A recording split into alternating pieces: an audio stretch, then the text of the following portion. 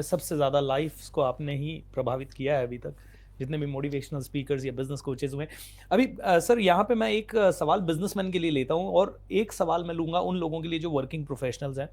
Working professionals बहुत कुछ करना चाहते हैं, जॉब में फंसे हुए हैं, they want to start business, they want to earn lot of money, लेकिन कहीं ना कहीं रिस्क बिल्कुल नहीं ले पाते। रिस्क मतलब वो अपना स्टार्टअप नहीं कर पाते। स्टार्टअप नहीं कर पाते, they all want to start their journey, लेकिन कहीं ना कहीं उनको डर बहुत है या फैमिली रिस्पॉन्सिबिलिटी है या कुछ तो पीछे होल्ड कर रहा है। तो कभी भी अगर डर को खत्म करना है तो डर खत्म होता है तैयारी से, प्रिपरेशन से। जी। अगर आपको उस डर को किल करने के लिए, डर मतलब अनसर्टेनिटी, किस चीज का? अनसर्टेनिटी। अनसर्टेनिटी। अनसर्टेनिटी के लिए अगर आप प्रिपेयर हो जाते हो पहले से ही और करेक्ट। उसका प्रिपरेशन कर लेते हो तो अनसर्टेनिटी का रिस्क खत्म हो जाता है, टेंशन खत्म हो जाता है। ये जर्नी में जो डर होता है जिसकी आप बात करो, ये पहले 1000 दिन होता है बस।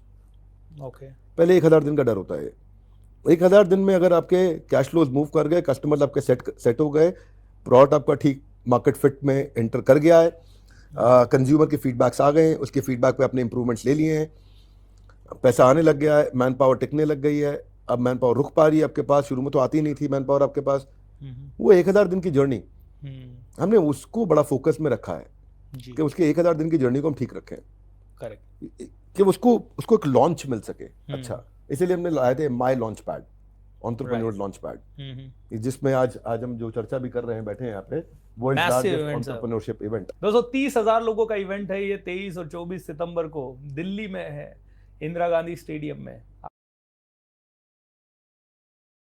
1000 दिन की जो समस्याएं आती है उनको हमने लिख लिया, लिस्ट बना दिया।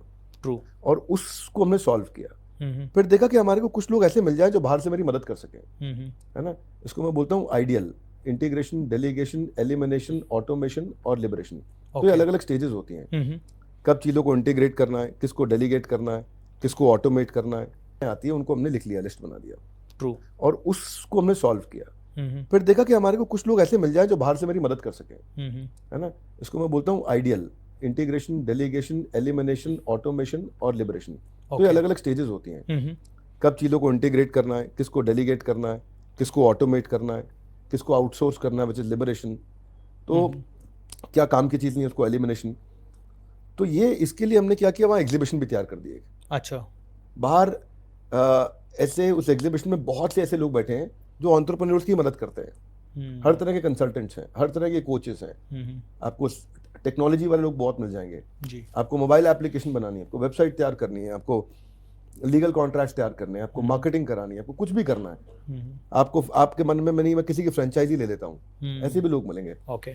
तो वो एग्जीबिशन भी रखी है, अंदर आएंगे सब यही चीज़ें सिखाएंगे। तो मुझे ऐसा लगता है जब आप शुरू कर रहे हो ना, शुरू करते हुए सबसे ज़्यादा जो ध्यान रखना है वो प्रोडक्ट पे रखना है। ओके। प्रोडक्ट ठीक होगा ना तो आपको पैसा एडवांस में मिलेगा जी। उधार पे नहीं जाना है, मार्जिन का चैलेंज नहीं आएगा, दूसरों को देख के मार्केट में ना घुसे, कंपटीशन को देख के इसने कमा लिया, इसने कमा लिया, इसने कमा लिया।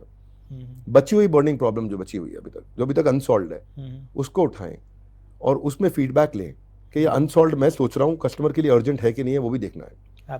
अनसॉल्व तो है लेकिन कस्टमर के लिए अर्जेंट नहीं है।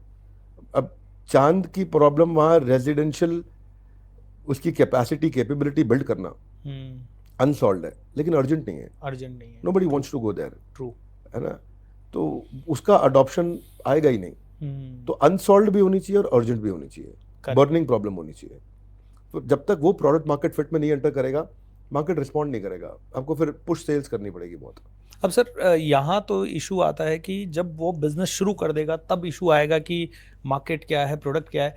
90% लोगों को तो कंफ्यूजन है कि एनर्जी है, तो वो पर्पस ही क्लियर नहीं है लोगों को, या कौन से बिजनेस में जाएं, कौन से प्रोडक्ट में उतरें, नेटवर्क मार्केटिंग में जाएं या फिर रियल एस्टेट में उतरें या फिर ट्रेनिंग में आए, तो people are confuse. So how to clear this confusion, what Bhagavad Gita says about it? देखिए, इसमें बड़ा इंपॉर्टेंट चीज है कि जो पोटेंशियल होता है वो इंडस्ट्री में नहीं होता है। ट्रू। जो पॉसिबिलिटी है, जो अपॉर्चुनिटी है, opportunity is not in the industry, opportunity lies in the reason for customer to switch. थोड़ा मैं समझाता हूँ उसको। एक तो पहले देख लो, जो मैं हमेशा ही बोलता हूँ, जो आपको आता है, जो आपको भाता है, जो बाजार चाहता है, जब आदमी वो करने जाता है तो इतना पैसा आता है, संभाला नहीं जाता है। तो पहली चीज तो ये बेसिक एनालिसिस कर लो, आपको आता, भाता, बाजार क्या चाहता। ट्रू। ये समझ लो। आप शुरुआत वहीं से होनी चाहिए, पहली शुरुआत। पहली शुरुआत ये मत देखो अपॉर्चुनिटी कहाँ है। अब मानो मेरे को तो यार मैं लड़की हूँ, मुझे मेकअप करना अच्छा लगता है, हम्म मैं मेकअप की इतनी नॉलेज हो चुकी है, मैं अपना मेकअप स्टूडियो खोल सकती हूँ, हम्म वहां से शुरू करो आप। ओके लेकिन कस्टमर आपके पास कैसे आएगा? ट्रू कस्टमर आएगा, कस्टमर को वो रीजन देना पड़ेगा कि वो दूसरों को छोड़ के आपके पास आए। तो अपॉर्चुनिटी मेकअप में नहीं है, opportunity reason for customer to switch में है। Hmm what reason are you defining? कैसे आप कॉम्बो कैसे पैकेज करोगे? याद रखना, फिजिकल बिजनेस में हमेशा रिपीट कस्टमर काम आता है, डिजिटल बिजनेस में हमेशा लो वैल्यू ट्रांजैक्शन, क्योंकि वो उसमें आप स्केल कर सकते हो। तो फिजिकल बिजनेस के अंदर कस्टमर का वॉल्यूम नहीं बढ़ेगा, कस्टमर का वैल्यू बढ़ सकता है।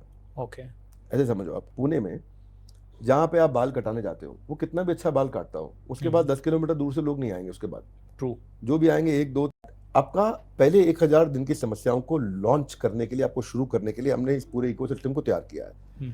विश्व का सबसे बड़ा इवेंट है। हमारी आदत ये है कि हम इस सारे के सारे रिकॉर्ड दुनिया से तोड़ के भारत में ले आए। तो इस बार भारत में हमारे को इसमें बड़े सारे दिग्गज आ रहे हैं। कुछ की आप फोटोग्राफ देख रहे हैं जी कुछ की फोटोग्राफ हम नहीं डाल रहे हैं। देयर इज अ रीजन वो नहीं डालना चाहते हम। बहुत हेवी ड्यूटी कुछ लोग आ रहे हैं, बहुत मज़ा आने वाला है इसमें। उसके बाद ऑफ कोर्स इवनिंग